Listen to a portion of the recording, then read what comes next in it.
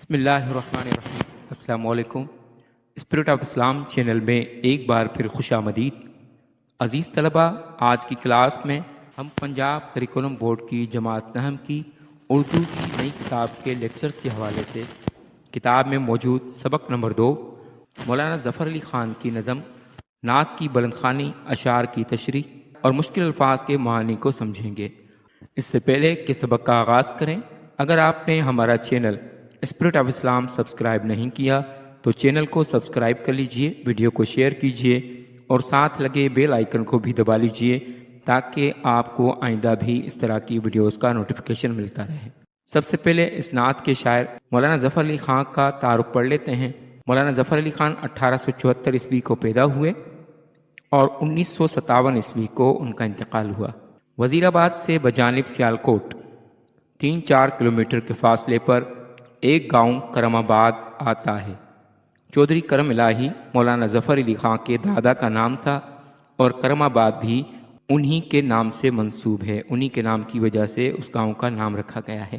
کرم آباد کے قریب ہی ایک چھوٹے سے گاؤں کا نام کوٹ مہرت ہے جو مولانا ظفر علی خان کی جائے ولادت ہے، یعنی وہاں مولانا ظفر علی خان پیدا ہوئے۔ ان کے والد کا نام چودھری سراج الدین احمد تھا جو محکمہ ڈاک میں پوسٹ ماسٹر تھے۔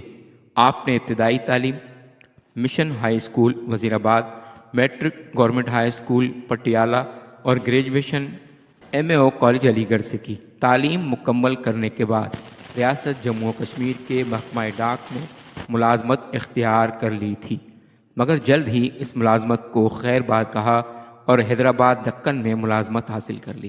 سراج الدین احمد ملازمت سے سوگدوش ہو کر، یعنی ملازمت سے ریٹائر ہو کر کرم آباد میں مستقل طور پر آ گئے تو انہوں نے ایک انوکھے کام کا آغاز کیا اور اردو زبان میں اخبار زمیندار نکالنا شروع کیا، جسے وہ گرد و نواح کے زمینداروں کی رہنمائی کے لیے اپنے ہاتھوں سے لکھتے تھے اور ان کے ڈیروں پر پہنچاتے تھے۔ مولانا ظفر علی خان حیدرآباد دکن سے ترک ملازمت کر کے کرم آباد آ گئے اور بڑی تندہی سے ان کا ہاتھ بٹانے لگے۔ کچھ ہی عرصے بعد وہ زمیندار کو لے کر لاہور آ گئے، یعنی زمیندار اخبار لاہور سے چھپنے لگا اور اخبار چھاپ کر شائع کرنے لگے۔ بہت کم عرصے میں چاروں طرف زمیندار کا چرچا ہو گیا اور عوام نے مولانا ظفر علی خان کو بابا صحافت کا لقب دیا۔ مولانا ظفر علی خان بیک وقت ایک قادر الکلام شاعر، شعلہ بیاں مقرر یعنی خطیب، صاحب طرز انشا پرداز یعنی مضمون نویس، بے باک صحافی، بہترین مترجم یعنی ترجمہ کرنے والے اور ایک دلیر سیاستدان ہونے کی حیرت انگیز مثال تھے۔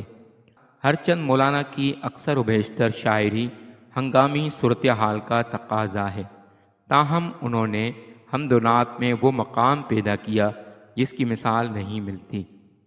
اچھی نعت وہی شاعر لکھتا ہے جس کے دل میں رسول کریم خاتم النبیین صلی اللہ علیہ وآلہ وسلم کی محبت کا جذبہ معجزن ہو۔ اس لحاظ سے مولانا ظفر علی خان کی نعت گوئی خلوص، عقیدت، جدت طبع اور قدرت بیان کا حسین امتزاج ہے اور انہی خوبیوں کی بنا پر شامل کتاب نعت زبان زد خاص و عام ہے۔ عزیز طلبہ، اس کے بعد چلتے ہیں اس نعت کے اشعار کی تشریح کی طرف۔ پہلا شعر ہے: دل جس سے زندہ ہے وہ تمنا تم ہی تو ہو، ہم جس میں بس رہے ہیں وہ دنیا تم ہی تو ہو۔ اس شعر میں لفظ تمنا کے معنی ہے خواہش یا آرزو، اور لفظ دنیا کے معنی یہاں پر جہان یا کائنات کے ہوں گے۔ اس شعر کی تشریح کو سمجھ لیتے ہیں۔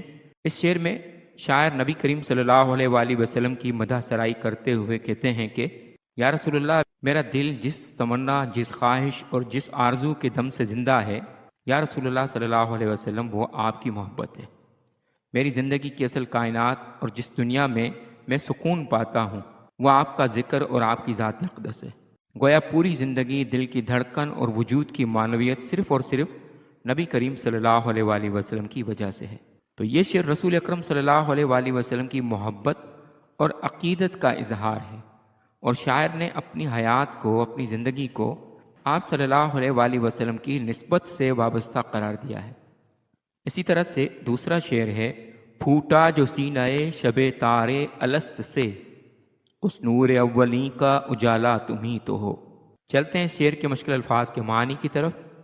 پہلا لفظ پھوٹا، جس کے معنی ہے نکلا یا ظاہر ہوا۔ دوسرا لفظ شب تار، یعنی اندھیری رات یا سیاہ رات۔ تیسرا لفظ الستو، یہ لفظ قرآن مجید کی سورہ اعراف کی آیت نمبر 172 میں بیان ہوا ہے، اس کی طرف اشارہ کرتا ہے۔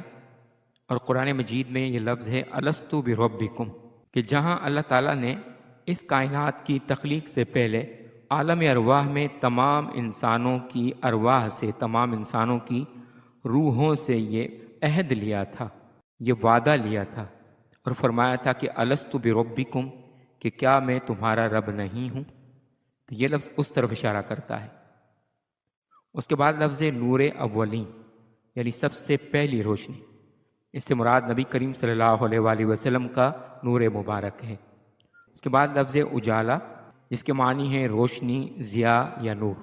تو اس شعر میں شاعر فرماتے ہیں کہ جب ازل میں عالم ارواح کے وقت الست بربکم کا مرحلہ پیش آیا اور اللہ رب العزت نے تمام ارواح سے عہد لیا، وعدہ لیا، تو اس اندھیری رات کا پردہ پھوٹا، تو جو سب سے پہلی روشنی ظاہر ہوئی وہ نور مصطفیٰ صلی اللہ علیہ وآلہ وسلم تھا۔ یہی نور کائنات کی اصل بنیاد ہے، یعنی اسی سے پھر لوح بنا، قلم بنا، عرش بنا، جنت بنی، کائنات کی ہر چیز بنی۔ اور پھر دنیا میں جہالت اور اندھیروں کے خاتمے کے بعد جو اجالا دنیا کو نصیب ہوا، وہ بھی دراصل نبی کریم صلی اللہ علیہ وآلہ وسلم کے نور سے ہے۔ تو در حقیقت کائنات کے آغاز سے لے کر آج تک کائنات کا سب سے پہلا نور اور اصل روشنی رسول اکرم صلی اللہ علیہ وآلہ وسلم کی ذات اقدس ہے۔ اس کے بعد اگلا شعر ہے، سب کچھ تمہارے واسطے پیدا کیا گیا، سب غایتوں کی غایت اولا تمہیں تو ہو۔ لفظ غایت کے معنی ہے مقصد، انتہا یا انجام، اور غایت اولا کے معنی ہے سب سے اعلیٰ اور آخری مقصد۔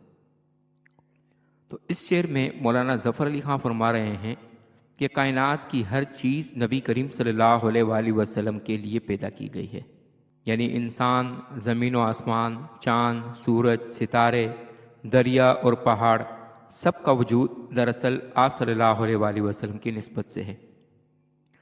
اور احادیث مبارکہ کا وہ واقعہ جس میں حضرت آدم علیہ السلام کا واقعہ بیان کیا گیا ہے کہ حضرت آدم علیہ السلام نے 300 سال تک اللہ رب العزت کی بارگاہ میں توبہ کی، اور جب 300 سال مسلسل توبہ کرنے کے باوجود بھی آپ کی توبہ قبول نہیں ہوئی، تو ایک دن حضرت آدم علیہ السلام نے اللہ تعالیٰ کی بارگاہ میں عرض کیا کہ باری تعالیٰ تو مجھے محمد صلی اللہ علیہ وآلہ وسلم کے وسیلے سے معاف فرما اور میری توبہ قبول فرما۔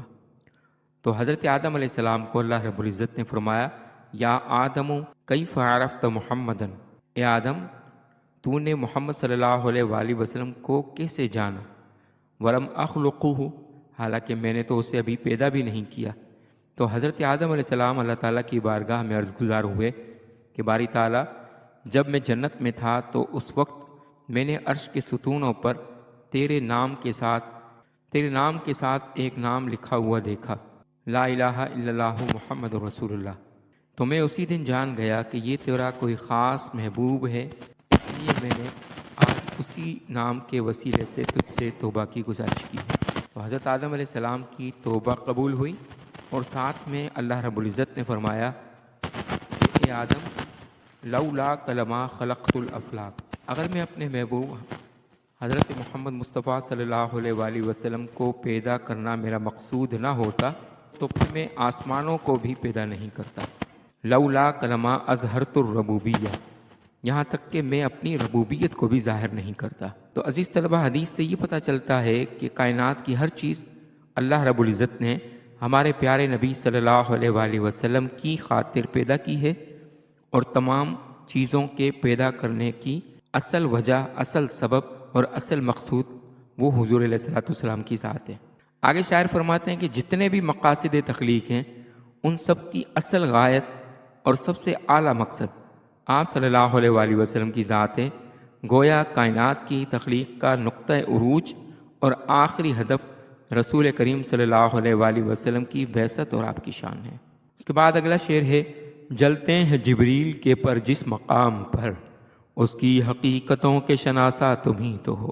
حضرت جبریل علیہ السلام جو تمام فرشتوں کے سردار ہیں اور اللہ کی طرف سے تمام نبیوں کے پاس اللہ کے حکم سے اللہ کی وحی لے کر حاضر ہوا کرتے ہیں۔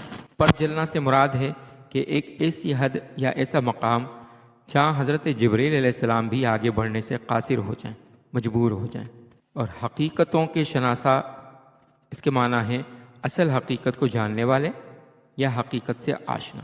تو یہ شعر دراصل واقعہ معراج کی طرف اشارہ کرتا ہے۔ شاعر کہتا ہے کہ وہ بلند مقام جہاں حضرت جبریل علیہ السلام بھی آگے نہیں جا سکتے تھے، اور ان کے پر جلنے کا استعارہ اسی بے بسی اور حد بندی کی علامت ہے۔ ساتوں آسمانوں سے اوپر جنت ہے، اور جنت کے بالکل فرنٹ پر، بالکل سامنے سدرۃ المنتہا ہے، جہاں حضرت جبریل علیہ السلام رہا کرتے ہیں۔ تو شب معراج میں حضرت جبریل علیہ السلام نبی کریم صلی اللہ علیہ وآلہ وسلم کو راتوں رات شہر مکہ سے مسجد اقصیٰ تک اور مسجد اقصیٰ سے ساتوں آسمانوں سے اوپر نبی کریم صلی اللہ علیہ وآلہ وسلم کے ساتھ جب جبریل علیہ السلام سدرۃ المنتہا کے مقام پر پہنچے تو وہاں حضرت جبریل امین نے عرض کی کہ یا رسول اللہ صلی اللہ علیہ وسلم، اس سے آگے میری حد ختم ہو جاتی ہے، اگر اس سے آگے میں ذرا سا بھی بڑھا تو اللہ کے نور کی تجلیات سے میرے پر چل جائیں گے۔ تو یہ شعر اس واقعے کی طرف اشارہ کرتا ہے کہ جہاں جبریل علیہ السلام کے سفر کی انتہا ہو گئی، جہاں فرشتوں کے سردار، نوریوں کے سردار جہاں سے آگے نہیں جا سکے، وہاں بھی آپ صلی اللہ علیہ وآلہ وسلم آگے بڑھے اور قرب الہی کے ان رازوں اور حقیقتوں کے شناسہ بنے جو کسی اور کو میسر نہیں ہوئی۔ یعنی فرشتوں کے سردار بھی جہاں رک گئے وہاں حضور کو آگے بڑھایا گیا، قرب خداوندی اور اسرار الہیہ، اللہ رب العزت کے راز تک، اللہ رب العزت کے رازوں تک رسائی صرف آپ صلی اللہ علیہ وآلہ وسلم کا خاصہ ہے۔ یعنی مفہوم کے طور پر اس شعر میں شاعر نے بتایا کہ حضور اکرم صلی اللہ علیہ وآلہ وسلم کی شان یہ ہے کہ آپ وہ واحد ہستی ہیں جنہیں وہ حقائق عطا ہوئے جو کسی اور کو نصیب نہیں ہو سکے، یہاں تک کہ جبریل علیہ السلام بھی وہاں تک نہیں پہنچ سکے۔ اس کے بعد شعر ہے، گرتے ہوں کو تھام لیا جس کے ہاتھ نے، اے تاجدار یثرب و بطحا تم ہی تو ہو۔ اس شعر میں لفظ تھام لیا کے معنی ہے سہارا دینا یا بچا لینا۔ اس کے بعد لفظ تاجدار جس کے معنی ہے بادشاہ، سردار یا عظمت والا۔ اس کے بعد لفظ یثرب یہ مدینہ منورہ کا پرانا نام ہے، یعنی جب تک نبی کریم صلی اللہ علیہ وآلہ وسلم مکہ سے مدینہ ہجرت کر کے نہیں گئے تب تک شہر مدینہ کا پرانا نام یثرب چلا آ رہا تھا۔ جو ہی آپ صلی اللہ علیہ وآلہ وسلم مکہ سے مدینہ تشریف لے گئے اس دن سے یثرب کا نام بدل کر مدینہ منورہ رکھ دیا گیا۔ اور لفظ بطحا یہ مکہ مکرمہ کے علاقے کا نام ہے اور بطحا سے مکہ مراد ہے۔ تو اس شعر میں شاعر حضور اکرم صلی اللہ علیہ وآلہ وسلم کی عظیم شان بیان کرتے ہوئے کہتے ہیں کہ جو لوگ زندگی کے سفر میں گرتے تھے، ہلاکت و گمراہی کے دھانے پر تھے، یعنی دوزخ کے کنارے جا پہنچے تھے، گمراہی کے دلدل میں پھنسے ہوئے تھے، جہالت کے اندھیروں میں ڈوبے ہوئے تھے، انہیں حضور اکرم صلی اللہ علیہ وآلہ وسلم کے دست کرم نے، حضور کے مبارک سہارے نے، حضور کے مبارک ہاتھ نے تھام لیا اور سہارا دیا۔ اور پھر شاعر عقیدت سے کہتے ہیں کہ اے یثرب یعنی اے مدینہ، اور مکہ اور بطحا یعنی مکہ کے تاجدار و سردار، آپ ہی وہ ذات ہیں جنہوں نے گمراہ انسانوں کو سہارا دے کر سیدھی راہ دکھائی ہے۔ تو حضور اکرم صلی اللہ علیہ وآلہ وسلم انسانیت کے حقیقی نجات دہندہ ہیں، کیونکہ آپ نے انسانیت کو شرک کے اندھیروں سے نکالا، جہنم کے راستے سے ہٹا کر جنت کی راہ دکھائی، بھٹکے ہوئوں کو سیدھی راہ دکھائی، گرتے ہوئوں کو سہارا دیا، اور مکہ و مدینہ دونوں کے اصل تاجدار، اصل بادشاہ آپ ہی ہیں۔ اس کے بعد شعر، دنیا میں رحمت دو جہاں اور کون ہے، جس کی نہیں نظیر وہ تنہا تم ہی تو ہو۔ رحمت دو جہاں اس کے معنی ہیں دونوں جہانوں، یعنی دنیا اور آخرت کے لیے رحمت، جس سے مراد نبی کریم صلی اللہ علیہ وآلہ وسلم ہے۔ نظیر کے معنی ہیں ہم مثل، برابر یا مثل و نظیر رکھنے والا۔ تنہا لفظ کے معنی ہیں اکیلا، یکتا یا بے مثال۔ تو اس خوبصورت شعر میں شاعر فرما رہے ہیں کہ اس دنیا میں دونوں جہانوں کے لیے سراپا رحمت اور بخشش کا سبب اور کون ہو سکتا ہے؟ یعنی نبی کریم صلی اللہ علیہ وآلہ وسلم جنہوں نے انسانیت کو اس دنیا میں گمراہیوں سے بچایا، شرک سے بچایا، دوزخ کے راستے سے بچا کر جنت کا راستہ دکھایا، اور آخرت میں نبی کریم صلی اللہ علیہ وآلہ وسلم اپنے غلاموں، اپنے غلاموں اور اپنے امتیوں کی شفاعت فرما کر ان کے جنتی ہونے کا انتظام کریں گے۔ تو اس لیے فرمایا کہ دونوں جہانوں میں سراپا رحمت اور بخشش کا سبب اور کون ہو سکتا ہے؟ وہ عظیم ہستی صرف اور صرف رسول اکرم صلی اللہ علیہ وآلہ وسلم کی ہے۔ پھر شاعر مزید کہتے ہیں کہ آپ صلی اللہ علیہ وآلہ وسلم کی کوئی نظیر، کوئی مثال اور کوئی ہمسر کائنات میں ہے ہی نہیں۔ آپ بالکل تنہا اور یکتا ہیں، یعنی تمام انسانوں اور مخلوقات میں نہ آپ جیسا کوئی پیدا ہوا ہے نہ قیامت تک ہو سکتا ہے۔ اسی وجہ سے شاعر نے عقیدت سے نبی کریم صلی اللہ علیہ وآلہ وسلم کی یکتائی اور حضور کی بے مثالی کو بیان کیا ہے کہ آپ ہی دونوں جہانوں کے لیے رحمت ہیں اور آپ کی کوئی نظیر نہیں ہے۔ عزیز طلبہ، امید ہے کہ آپ کو آج کا لیکچر پسند آیا ہوگا۔ اگر آپ کو لیکچر پسند آیا تو چینل کو سبسکرائب کر لیجئے اور بیل آئیکن کو بھی دبا لیجئے تاکہ آپ کو آئندہ بھی اس طرح کے مزید لیکچرز ملتے رہیں۔ ملتے ہیں اگلے لیکچر میں، تب تک والسلام علیکم ورحمۃ اللہ وبرکاتہ۔